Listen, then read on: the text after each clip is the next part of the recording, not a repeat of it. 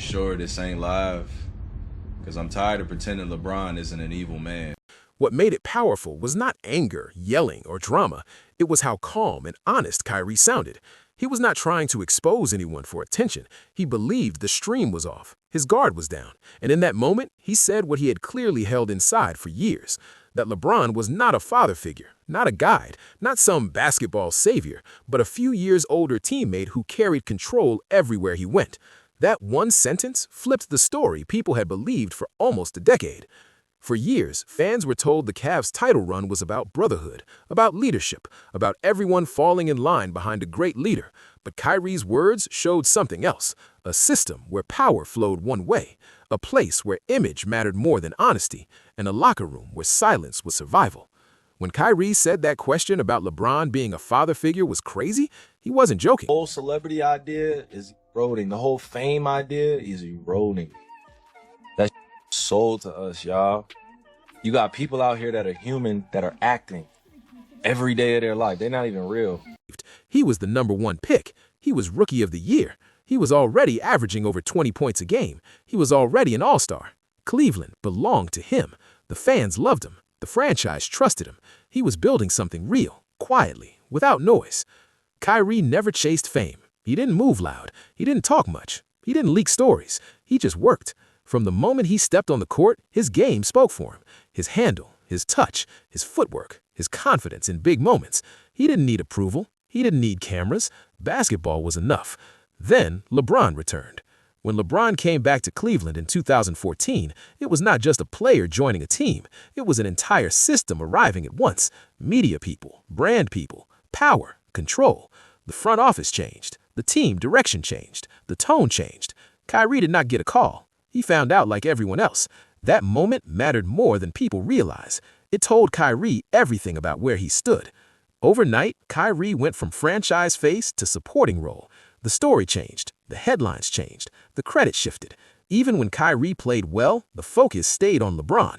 And when things went wrong, the blame went everywhere else. That kind of environment. When you're playing with somebody like Bron or somebody that you guys like to compare him to, it's a different animal. It's a different journey. You know what I'm saying? Like, you're automatically expected to be at the top of the charts, the top of the league.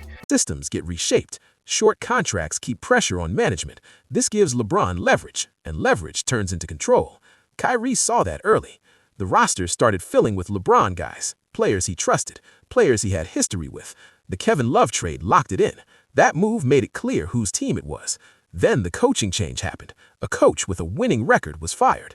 The replacement had LeBron's support. These were not small things. They were signals. On the court, the Cavs were winning. That covered up the cracks. Winning hides tension. Winning makes silence look like peace. But inside, Kyrie felt boxed in. The way LeBron talked to him, the way instructions were given, the way media comments were framed. Kyrie was not a rookie. He was a champion-level player. Yet he was treated like someone still learning how to play. LeBron's public comments did not help. Saying things like, "We need a playmaker," or "Some guys need to grow," sounds small, but it matters. Those words shift pressure. They protect one image while putting weight on others. Kyrie noticed that. He did not like being talked about through headlines instead of conversations. The father figure comment is important because it shows how the media tried to frame their relationship. Kyrie never asked for that. He never needed that. He did not grow up wanting guidance from LeBron. He wanted respect. When that question was asked, it exposed how fake the story had become. Then there's the 2016 finals. That series changed history, and Kyrie was not a passenger. He was not just there. He was equal. The shot he hit. I had no idea, man. I found out that Bron was coming back like the rest of you guys. Rest of you guys in the world. I had no inclination. I had no time to prepare. It's not that it was on my bingo card like, hey, I'm going to spend my career playing with Bron. Like, I had no idea, guys. Still, the story stayed one-sided. After the championship, the tension did not fade. It grew. Kyrie started seeing moves happen without his input, trade talks behind his back, rumors floating without honesty. When he found out the Cavs explored trading him, trust was gone. That was the breaking point. When LeBron denied knowing about it, the damage was already done. Kyrie did not request a trade out of emotion. He did it out of clarity. He understood the system would never change. He would never be an equal there. Leaving was not weakness, it was self-respect. Once Kyrie left, everything changed fast. The Cavs did not collapse immediately, but the balance was gone. The offense became heavy, the defense fell apart, the team looked stressed. Every series went long, nothing came easy. The chaos that Kyrie used to calm was exposed. The Isaiah Thomas trade did not work. The locker room energy dropped. The front office panicked. Half the roster was moved mid-season. That is not how real contenders operate. That is survival mode. LeBron still put up numbers, but the machine was broken. And when he left for Los Angeles, Cleveland fell apart completely. That showed the truth. The system only worked when Kyrie was there to balance it. Meanwhile, Kyrie rebuilt his career step by step. He faced criticism. He made mistakes. He learned. He grew. And eventually, he found a place where he could be himself. In Dallas, he was not treated like a sidekick. He was treated like a leader. His play backed it up. LeBron, it's going to be a lot of media attention. It's going to be a lot of back and forth of narratives. It's going to be about a lot of spun narratives. It's going to be a lot of politics. On skill, not power. The injury in 2025 was unfortunate, but it did not erase what he showed. It confirmed that even in his 30s, Kyrie was still elite, still respected, still dangerous. The leaked clip did not ruin LeBron's career. It did not erase his greatness, but it did expose something fans had ignored. That leadership is not just about winning, it's about how people feel playing next to you. And not everyone experienced LeBron the same way. Kyrie's truth does not need shouting, it does not need drama, it only needs honesty. And that honesty explains why he left, why the Cavs fell apart, and why the story people were sold was never complete. The leaked clip did not ruin LeBron's career. It did not erase his greatness. But it did expose something fans had ignored. That leadership is not just about winning. It is about how people feel playing next to you. And not everyone experienced LeBron the same way. Kyrie's truth does not need shouting. It does not need drama. It only needs honesty.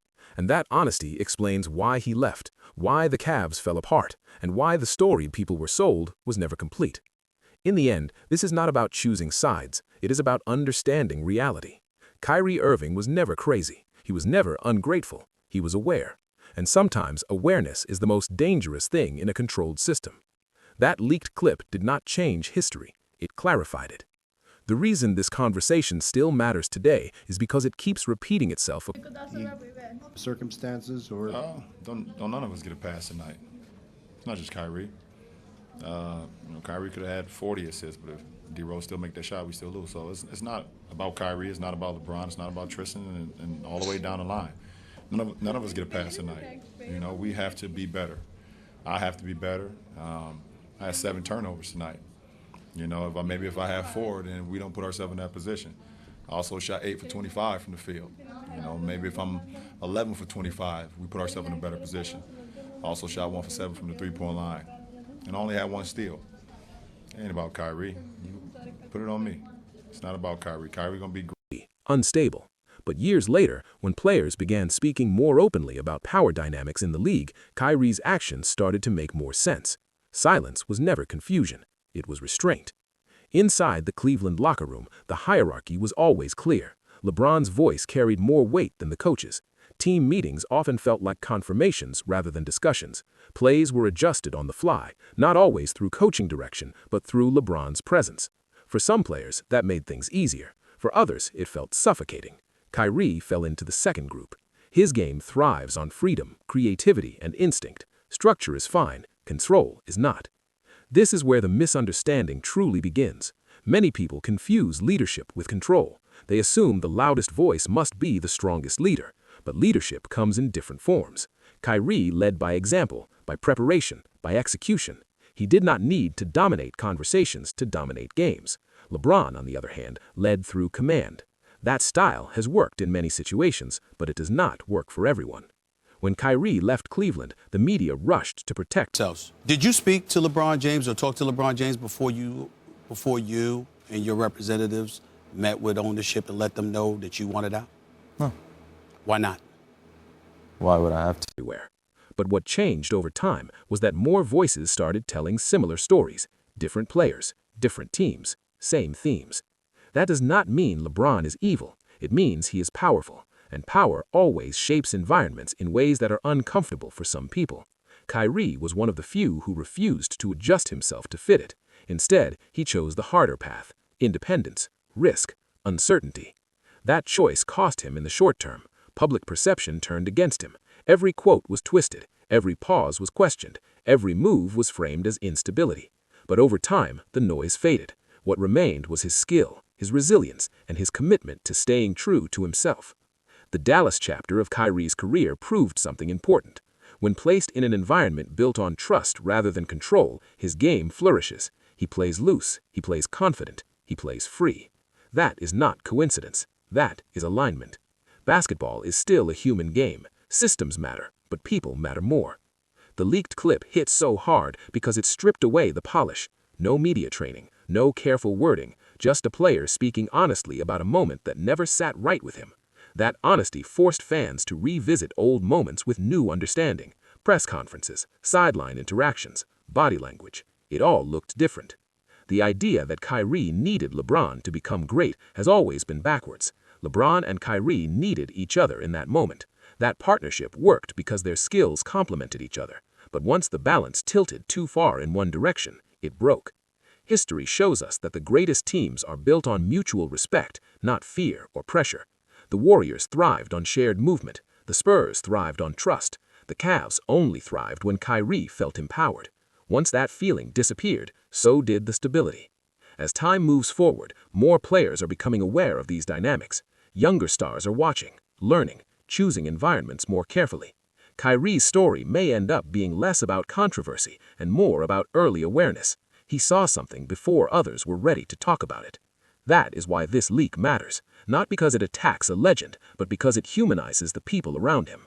It reminds us that greatness does not excuse everything, that winning does not erase discomfort, and that success built on silence will always crack eventually. Kyrie Irving walked away from a situation that the world told him he should accept. He chose peace over praise, control over comfort, and in doing so, he changed the conversation, even if it took years for people to listen. This story is not finished, but one thing is clear now: the truth was never hidden. It was just waiting for the right moment to be heard. As time moves forward, more players are becoming aware of these dynamics. Younger stars are watching, learning, choosing environments more carefully. Kyrie's story may end up being less about controversy and more about early awareness. He saw something before others were ready to talk about it. That is why this leak matters, not because it attacks a legend, but because it humanizes the people around him. It reminds us that greatness does not excuse everything, that winning does not erase discomfort, and that success built on silence will always crack eventually. Kyrie Irving walked away from a situation that the world told him he should accept. He chose peace over praise, control over comfort, and in doing so, he changed the conversation, even if it took years for people to listen. This story is not finished, but one thing is clear now: the truth was never hidden. It was just waiting for the right moment to be heard. As this story keeps unfolding, it becomes clearer that what Kyrie experienced in Cleveland was less about basketball and more about identity. When a player reaches the league, especially as a top pick, they do not just bring talent, they bring values, habits, and a vision of who they want to become. Kyrie's vision was never about being a background piece in someone else's story.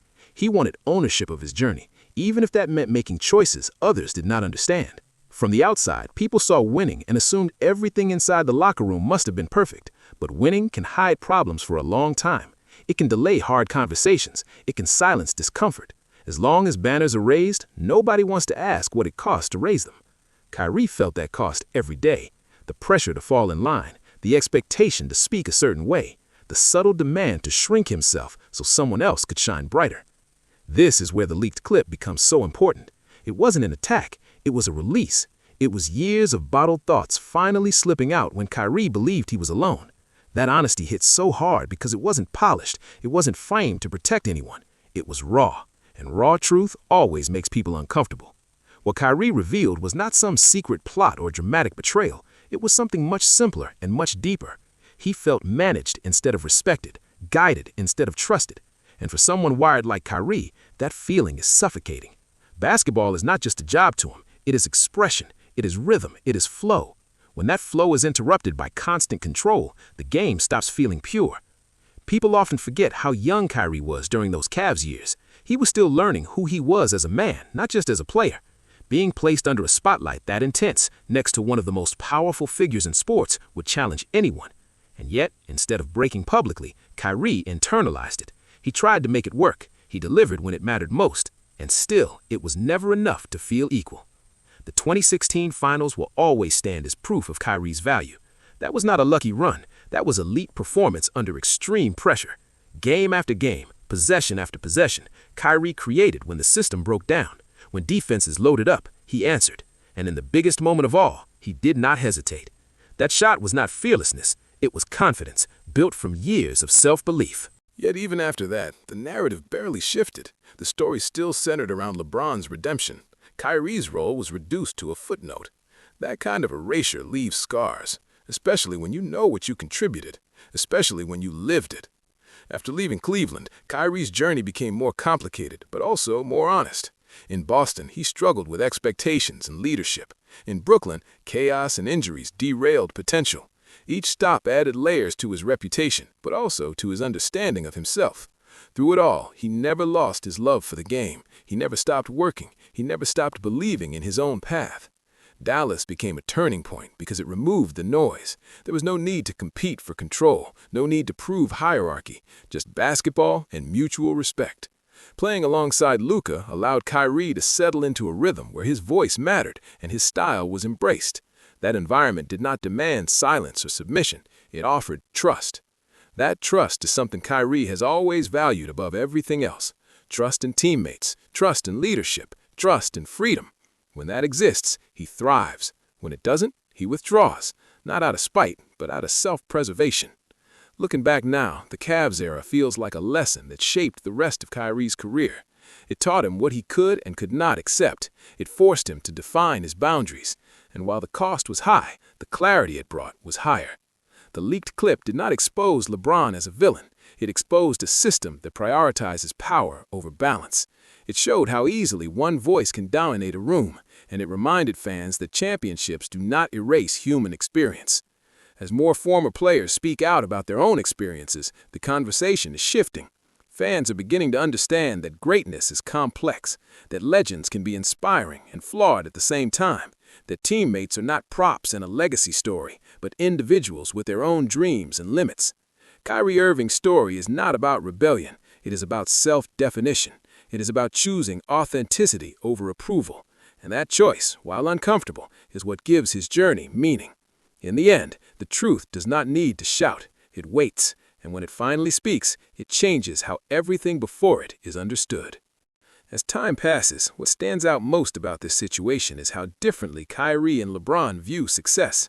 LeBron has always treated basketball like a full operation. Every detail matters. Image, influence, roster control, messaging, and timing are all part of the plan. For him, that approach makes sense. He carries massive expectations and has built an empire around his name. That level of control helps him survive in a league that never stops judging.